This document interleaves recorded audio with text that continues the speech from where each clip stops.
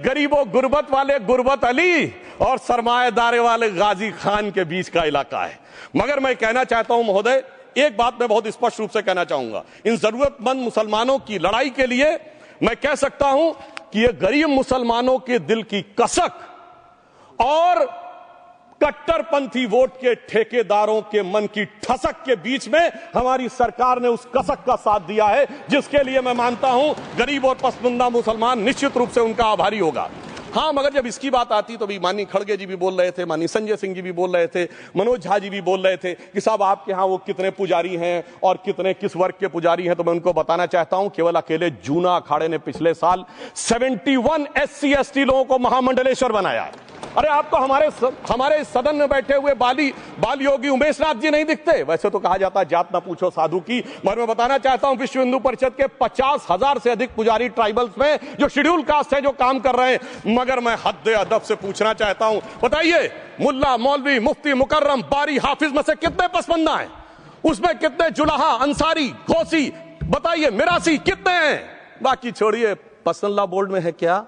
अरे वक्फ बोर्ड में है क्या? इसीलिए मैं कहता हूं खुद मियां फजीहत दूसरों को नसीहत। अगर ईमानदारी से बात करनी है तो उस पे आगे। मगर मैं एक बात और कहना चाहूंगा कि हमारी जो सरकार ने नाम दिया है, इसको उम्मीद नाम दिया है, और ये उम्मीद है किसके लिए? उस ईमानदार मुसलमान के लिए और देश के हर खास व आम के लिए ये उम्मीद है। मगर सभापति महोदय, कुछ लोग वो हैं जो उम्मा का ख्वाब पाले हुए थे। उम्मा शायद हमारे बहुत से लोग समझते हो ना समझते हो, पूरी एक एंटायर जो इस्लामिक खलीफत और राज होता है उसको उम्मा कहते हैं। उम्मीद वालों को तो उम्मीद की नई रोशनी दिख रही है, उम्मा वालों की उम्मीद पे पानी फिर रहा है। तो ये उम्मीद और उम्मा के बीच का भी मामला है। परंतु मैं ये भी कहना चाहूंगा सभापति महोदय, इसके बाद सिर्फ ऐसा ही नहीं था, प्रॉपर्टीज के ऊपर, तमाम सरकारी प्रॉपर्टीज पे जिसमें बहुत डिटेल में हमारे साथी लोग गए, मैं डिटेल में नहीं जाना चाहता। भोपाल का विषय है, हैदराबाद का विषय है, मुंबई का है, लखनऊ का है, पटना का है, बहुत प्रकार से है। माननीय लालू प्रसाद यादव जी का विषय जब बताया गया था तो बहुत ज्यादा हमारे मनोज झा जी बोल रहे थे, तो अब मैं उसके डिटेल में नहीं जाना चाहता हूं। सबने वो वीडियो देखा है। बस एक लाइन में उनके लिए कहना चाहूंगा, वो कुछ भी बोल रहे हैं, जिसे कहते हैं बिगड़ी बात बने नहीं, लाख करो किनकोए, रहीमन बिगड़े दूध को मथे न माखन होए। अब जो बोलना था वो बोल चुके, सबके सामने वो आ चुका। अब एक बात और है, दूसरे धर्म स्थलों के बारे में विषय आता है, तो मैं याद दिलाना चाहता हूं केरला के कैथोलिक चर्च ने 31 मार्च 2025 को जो लिखा, सिर्फ उसकी लास्ट की 2 लाइन बोलना चाहता हूं। We request the central government to get the amendment bill passed as early as possible so that the tears of thousands of suffering people in the place like Munambam can be wiped out only by a legal amendment that can provide a permanent solution to their suffering. We urge all the MPs from opposition party to support the bill so that the historic legislation can become unanimous. मगर सभापति महोदय, ये अल्पसंख्यकों की बात करने वाले जब अल्पसंख्यक की बात आती तराजू पे तौलते हैं, किसका वेट ज्यादा है, किसकी धमक ज्यादा है, किसकी खनक ज्यादा है, फिर तय करते हैं कि माइनॉरिटी के साथ आना है, किस माइनॉरिटी के साथ नहीं आना है। और मैं एक और बात कहना चाहता हूं, तमिलनाडु के तिरुचेरी मंदिर की बात आई, यमुनानगर में गुरुद्वारे की बात आई, केरल में क्रिश्चियन कम्युनिटी की जमीन की बात आई। बहुत सारे लोग प्लेसेस ऑफ वर्शिप के एक्ट की बात करते हैं, तो as per places of worship act Tamil Nadu का मंदिर का तो स्टेटस नहीं चेंज हो सकता भाई। 15 अगस्त 47 के बाद किसी प्लेस ऑफ वर्शिप का स्टेटस नहीं चेंज हो सकता, तो वक्फ बोर्ड को क्लेम फॉरफिट कर देना चाहिए, because it is in contrast to the places of worship act.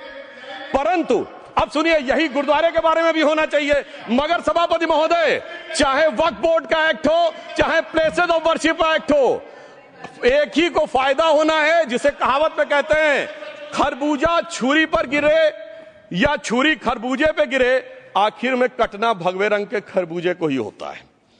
अब मैं यह भी बताना चाहता हूं कि इन संपत्तियों के द्वारा जो कुछ हुआ, उन्होंने इतनी चीजों को लिया है, इतनी चीजों को लिया है। एक पुराना उर्दू का शेर है कि मिटे नामियों के निशान कैसे कैसे, और ये जमीन खा गई आसमां कैसे कैसे।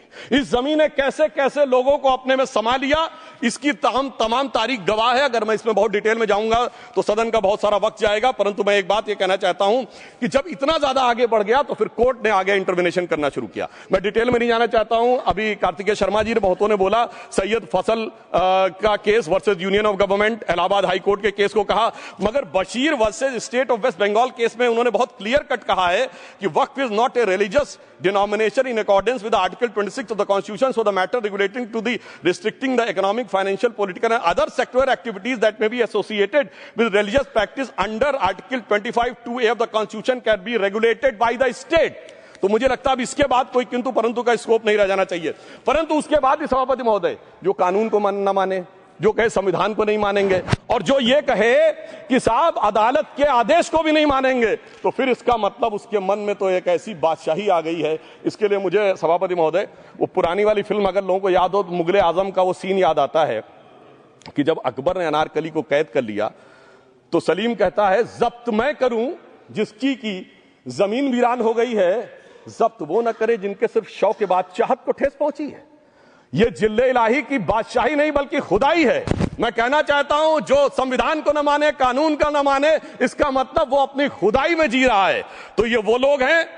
और वैसे मैं सभापति महोदय खुदाई से आजकल बहुत से लोगों को डर लगता है, क्योंकि जहां जहां खुदा है वहां वहां भगवान है, जहां जहां खुदा है वहां वहां भगवान है। बाकी आप सब बहुत बुद्धिमान हैं। अब मैं ये भी बात कहना चाहता हूं, और वैसे आखिर में उस अनारकली को कैद से छुड़ाने के लिए सलीम का एक हिंदू साथी दुर्जन सिंह ही आया था। मैं कह सकता हूं कि वक्फ की इस मुकद्दस जमीन को अगर कैद करके रखा है तो उन चंद लोगों ने जिनके दिमाग आज भी उन चीजों में भरे हुए हैं कि कोई समझता हम तो किसी जमाने में हुक्मरान वक्त थे, कोई कहता हुजूर नवाब थे, कोई कहता बादशाह आलमगीर थे, कोई कहता है बादशाह गाजी जिंदा पीर थे।